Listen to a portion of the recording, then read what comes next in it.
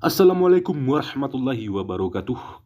Begini caranya memasang LED H4 untuk mobil ya teman-teman. Cara bongkar pasangnya itu lepaskan soket, dan soket H4 itu dilepaskan dulu, kemudian lepaskan kawatnya dan ambil bohlam bawaannya. Kemudian LED soket H4 seperti ini dia, masukkan ke dalam, itu arahkan semua sisi. Itu bagian yang saya tunjukkan tadi, itu usahakan di bawah ya teman-teman ya. Kemudian pasang, sesuaikan tempat dudukannya, lalu dipasang kawat, dan kemudian soket A4-nya itu silahkan disambung lagi teman-teman. Caranya sangat mudah dan gampang ya. Jadi kalau teman-teman membeli LED H4 itu online, bukan di bengkel, silahkan pasangnya seperti ini.